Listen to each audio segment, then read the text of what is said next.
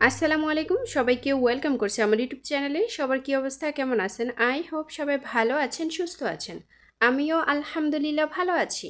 এখন এমন একটা সময় দেখা যায় কিছুক্ষণ রোদ থাকে, আবার দেখা যায় কিছুক্ষণ বৃষ্টি হয়।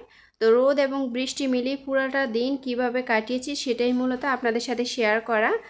বৃষ্টি হলে কিন্তু আবহাওয়া খুবই ঠান্ডা থাকে, আর এই ঠান্ডার সময় কাজ করতে ভীষণ ভালো লাগে। দেখা যায় বৃষ্টি হওয়ার কিছুক্ষণ আগে কিন্তু প্রচুর গরম পড়ে, যতক্ষণ পর্যন্ত না বৃষ্টি না হয়। তো ওই গরমের ভেতরে ভীষণ অস্বস্তি লাগে, খারাপ লাগে বলতে পারেন। চলে এসেছি পুকুর পাড়ে, এখান থেকে মূলত একটা কলার ছড়ি কেটে নিব। গরমকালে কিন্তু আমার কলা খেতে ভীষণ ভালো লাগে শীতকালের চাইতে। দু একদিন পর পরই দেখবেন যে আমার ভিডিওতে আমি কলার ছড়ি কেটে নেই।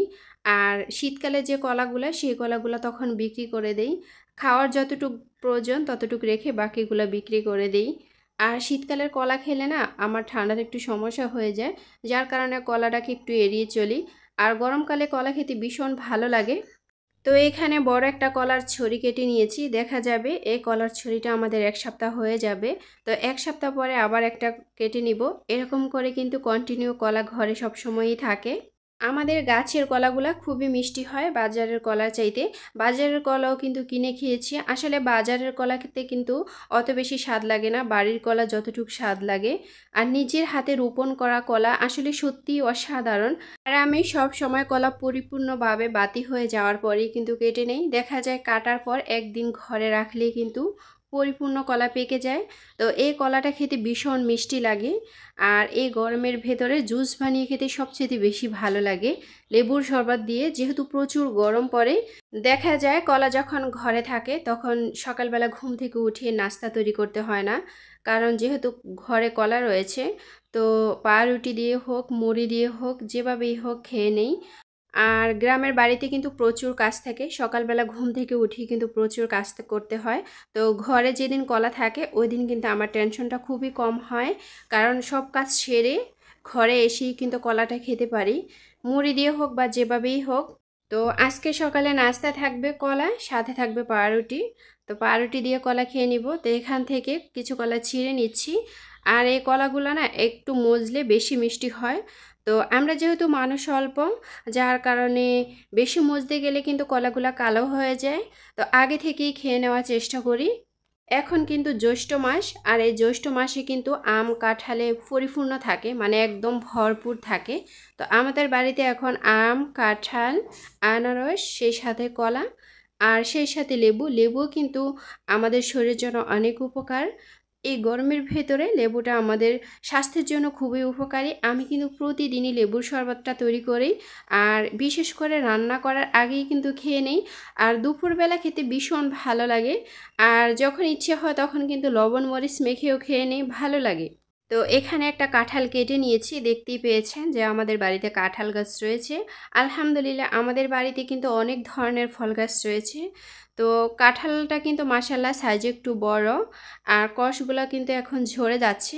এই কষগুলো ঝরে যাওয়ার পরেই কিন্তু কাঁঠালটা ঘরে তুলে নিব, কারণ কাঁঠালে কিন্তু প্রচুর কষ থাকে। আর যে কাঁঠালটা একটু পরিপূর্ণ বাতি হয়ে যায় সেটাতে কিন্তু কষ একটু কম হয়, আর কষটা কিন্তু খুবই পাতলা হয়। তখনই কিন্তু বোঝা যায় যে কাঁঠালটা পরিপূর্ণ বাতি হয়েছে।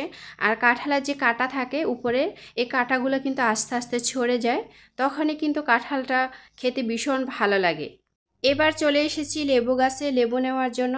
কিছুক্ষণ আগেই আমি আপনাদেরকে বলেছি যে আমি প্রতিনিয়ত লেবুর শরবতটা খাই। তো যেহেতু বাড়িতে লেবু গাছ রয়েছে, আমার খেতে কোনো অসুবিধে হয় না, এমন না যে আমার কিনে খেতে হবে। তো এখানে আমি একটা লেবু ছিঁড়ে এনেছি, আর একটা লেবুর শরবতে কিন্তু আমাদের হয়ে যায়। আমরা যেহেতু মানুষ মাত্র 3 জন, আমাদের কিন্তু 3 গ্লাস হয়ে যায়। তো 3 গ্লাস খেলেই কিন্তু এনাফ আর লাগে না। আর এই লেবুগুলার গ্রানটা কিন্তু খুবই সুন্দর। আসলে আমাদের দেশীয় লেবুগুলা কিন্তু খুবই সুন্দর, দেখতে যেরকম সুন্দর এর গ্রানটাও কিন্তু খুবই সুন্দর। তো আমাদের গাছে মাশাআল্লাহ অনেক ধরনের লেবু রয়েছে। আর এই লেবুগুলা না সাইজে খুবই বড় হয়, এর ভিতরে প্রচুর রস হয়। এই লেবুগুলো এখন যতটুকু দেখতে পাচ্ছেন এর দ্বিগুণ হবে, ওই সময় কিন্তু প্রচুর রস হবে। দেখা যায় একটা লেবুর অর্ধেক কেটে নিলেই কিন্তু তখন হয়ে যাবে।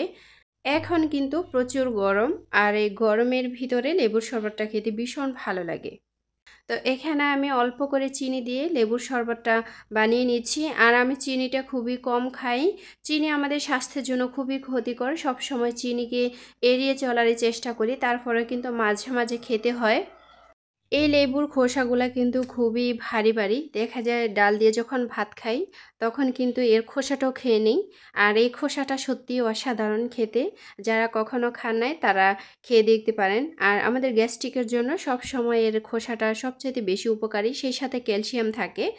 তো আপনারা চাইলেই খেতে পারেন। আমি কিন্তু মাঝে মাঝে খাই, যার কারণে আপনাদের সাথে শেয়ার করছি।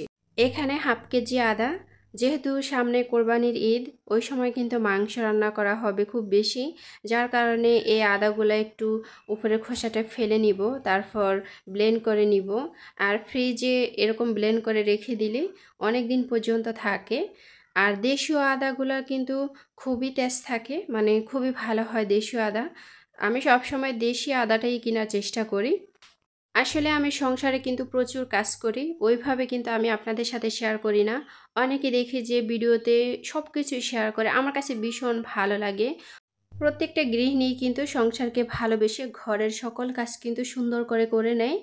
আর এটা আমরা সবাই বুঝতে পারি। আর আমার কাছে বাহিরের দৃশ্যগুলো দেখাতে ভীষণ ভালো লাগে ঘরের চাইতে। অনেক আপুদের ভিডিওতে দেখে যে ফার্নিচার পরিষ্কার করা, ঘর মোছা, ঘর ঝাড়ু দেওয়া সব কিছুই আপুরা শেয়ার করে। আসলে আমার কাছে সত্যি ভীষণ ভালো লাগে। তো এখানে আমি আদাটা ব্লেন্ড করে একটা বক্সে উঠিয়ে রেখেছি। এবার আমি এটা ফ্রিজে রেখে দিব। নর্মালে রাখবো না, এটা ডিপ করে রেখে দিব। ডিপ করে রেখে দিলেই কিন্তু দীর্ঘদিন ভালো থাকে। এবার দেখতে পাচ্ছেন অনেকগুলা ডিম, এগুলা হচ্ছে দেশি মুরগির ডিম। এখানে 2-3 ধরনের মুরগির ডিম রয়েছে, দেখতেই পাচ্ছেন। কিছু সাদা, কিছু বাদামি, কিছু সাইজে ছোট, কিছু একটু বড়। আসলে আমি বাড়িতে মাশাআল্লাহ অনেকটি মুরগি পালন করি। যেহেতু গ্রামের বাড়ি, মুরগি পালতে কোনো অসুবিধে হয় না। তো সব সময় কিন্তু দেশি মুরগির ডিম খেতে পারি আলহামদুলিল্লাহ। সেই সাথেও কিন্তু হাঁসও পালন করি। আসলে গ্রামে থাকলে কিন্তু অনেক ধরনেরই সুবিধা রয়েছে, যেই সুবিধাটা সবাই ভোগ করতে পারে। প্রতিদিনই কিন্তু ডিম খাওয়া হয়, আসলে ওইভাবে শেয়ার করি না। তারপরেও কিন্তু মাঝে মাঝে শেয়ার করি আমি আপনাদের সাথে।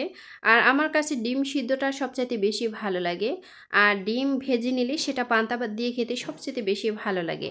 এখন যেহেতু গরমকাল, সকালবেলা কিন্তু প্রতিনিয়ত কিন্তু পান্তা ভাতের সাথে ডিম ভেজে নিতে হয়। তো প্রতিদিন কিন্তু আমি আপনাদের সাথে শেয়ার করি না। তো আজকে এখানে কিছু ডিম সিদ্ধ করে নিব। আর সিদ্ধ ডিমটা লবণ দিয়ে খেতে সত্যিই অসাধারণ। যারা কখনো খান নাই তারা ট্রাই করে খেয়ে দেখতে পারেন। আর প্রতিদিন ডিম খেলে না ভালো লাগে না। তো দেখা যায় প্রতিদিন যেহেতু আমাদের ডিম খেতে হয়, তো একটু লবণ মেখে খেয়ে নিলে ভীষণ ভালো লাগে। তো আজকের ভিডিও এখানেই শেষ। আসসালামু আলাইকুম, আল্লাহ হাফেজ।